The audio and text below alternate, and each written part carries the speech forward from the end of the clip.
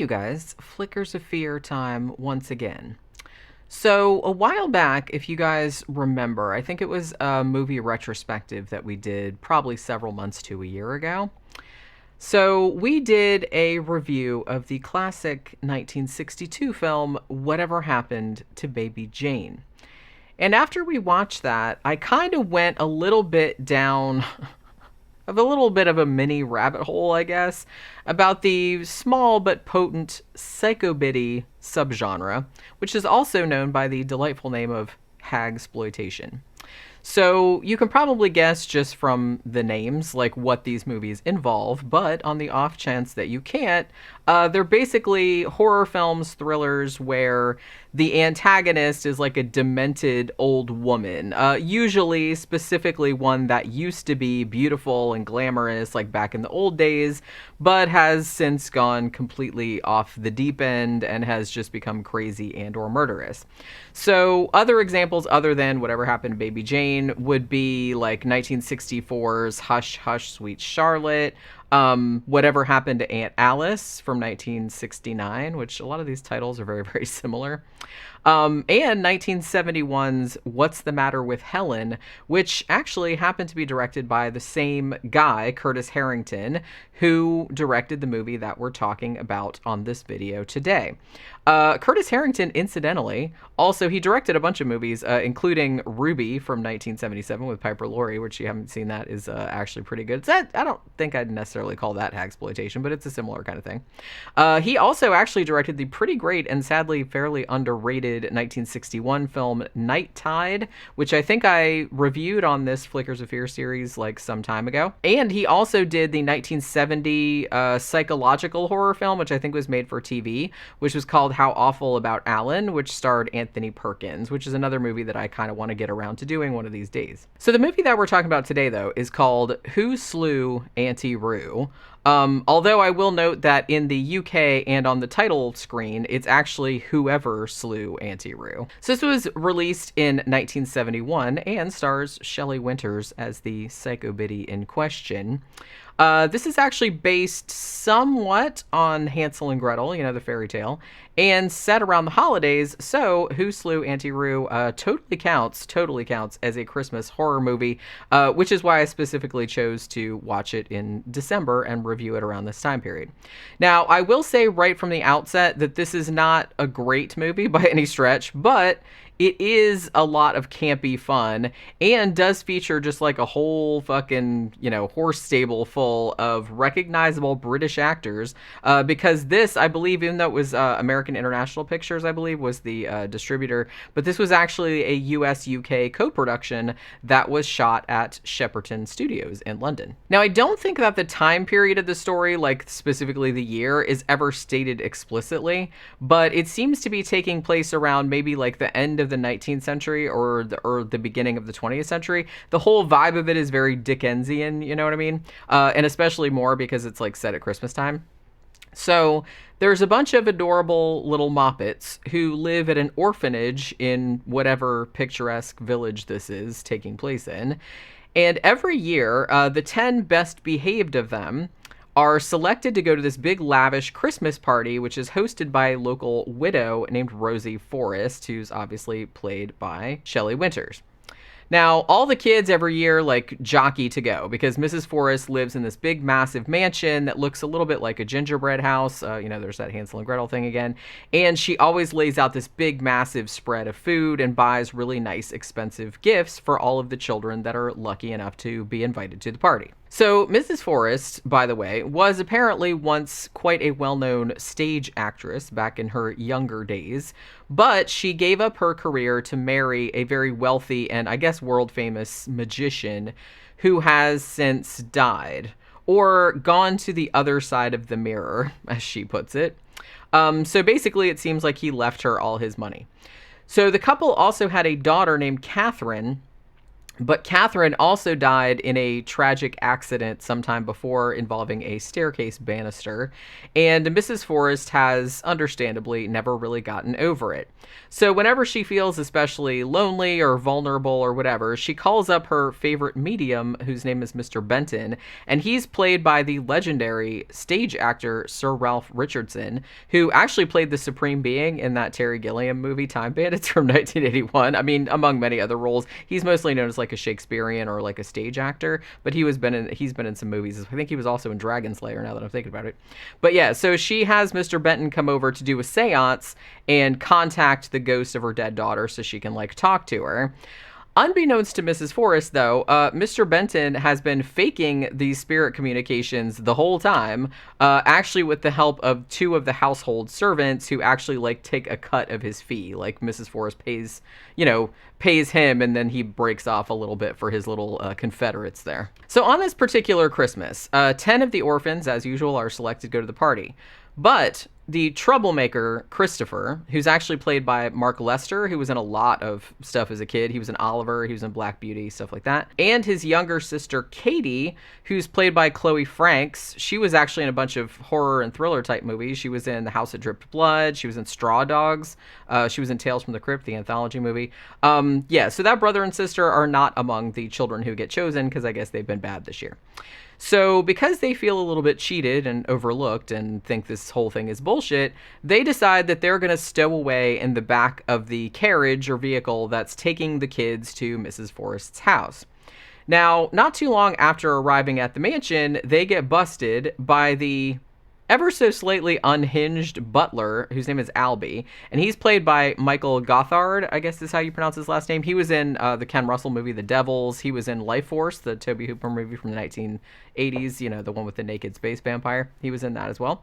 So this guy like catches them and actually like threatens to cut out the boy's tongue, and looks as though he'd really like have a good time doing that. So, But when Albie brings the two kids into the living room, like Mrs. Forrest doesn't seem upset at all by these two stowaways, and kind of figures, hey, whatever, like the more the merrier. She's got money, she's got plenty of food, blah, blah, blah. It's not really that big a deal.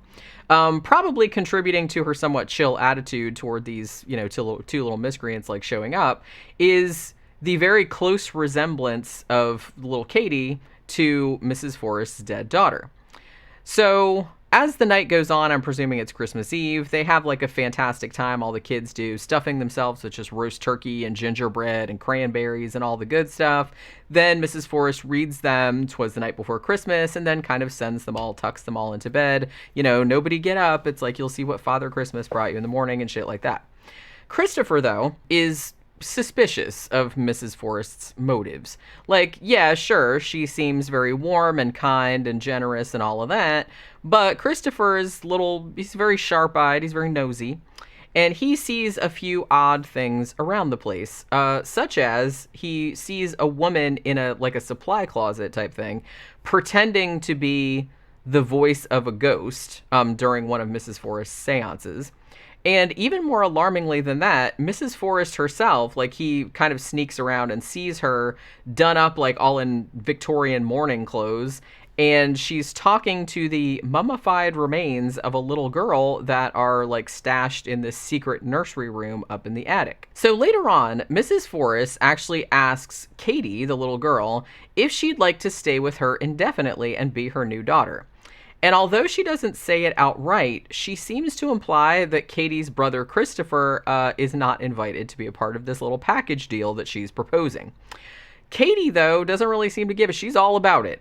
She's basically like, hey, Mrs. Forrest is nice to me. I mean, she's an orphan. She's nice to me. She gives her like a big, huge teddy bear named William, who's just like one that she used to have when she was littler. Gives her all kind of like delicious food, like plays with her, plays tea with her and stuff like that. Promises her like a comfortable life of just endless love and luxury. So, what's not to like? So when the staff from the orphanage arrive on what, again, I presume is Boxing Day, because they actually stay over like a night or two.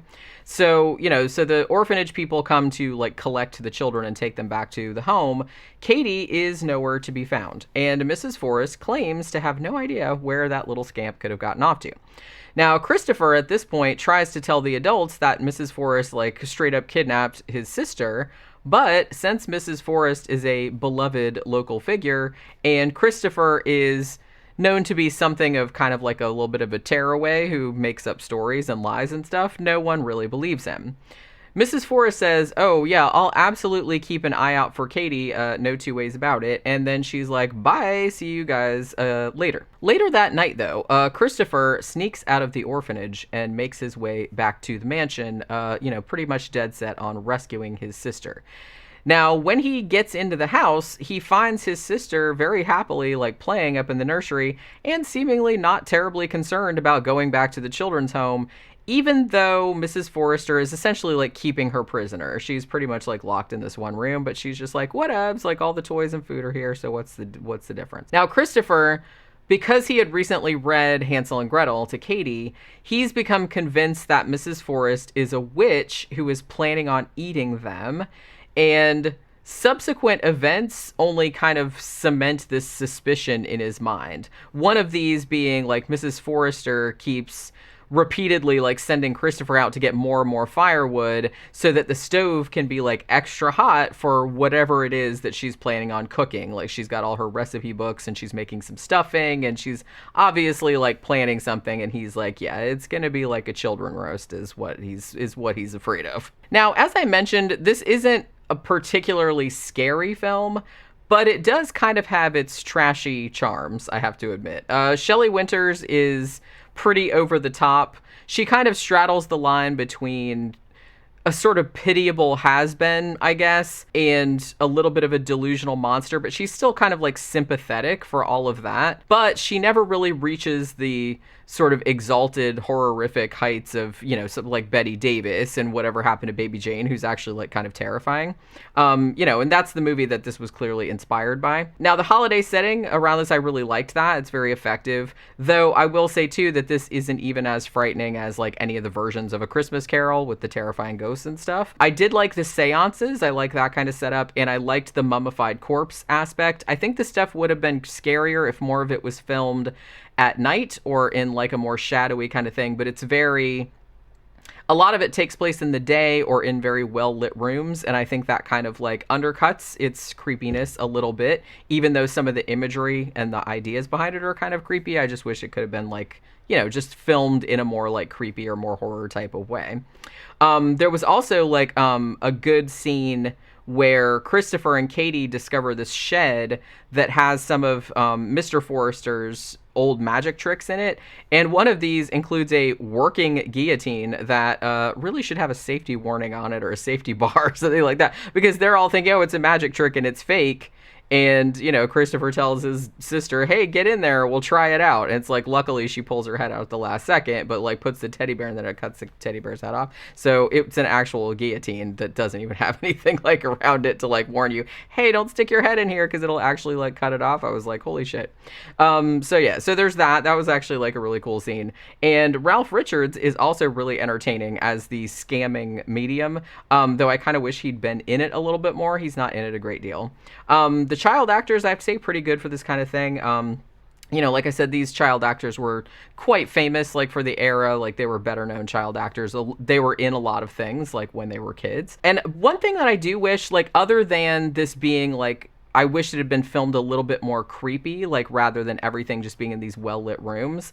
I wish that the look of the film would have leaned a little more into the fairy tale concept, because seeing as how this was essentially based on Hansel and Gretel, I kind of wish that it had gone slightly more, I'm not saying that it had to go, like, in a more fantasy kind of way, but I wish the look of it had been a little more fantastical, if that makes any sense. But I guess this was actually sort of meant to be, more of a realistic take on the story and not something that had, like, any fairy tale kind of aspects to it. So I will say, though, if you've kind of seen all the more classic, Christmas horror movies and are looking for something that's very Christmas specific, but has more of, like, a 70s TV movie vibe, then this might just be your cup of tea. You might dig it. It's kind of like a Christmassy mashup of like Charles Dickens with like the Brothers Grimm and maybe like a low rent Sunset Boulevard or something like that. Like I said, it very much has that psycho-biddy kind of vibe to it. So you'll probably have a good time with it if this is a Christmas movie that you haven't really seen. Like, you know, if you've seen some of the other ones,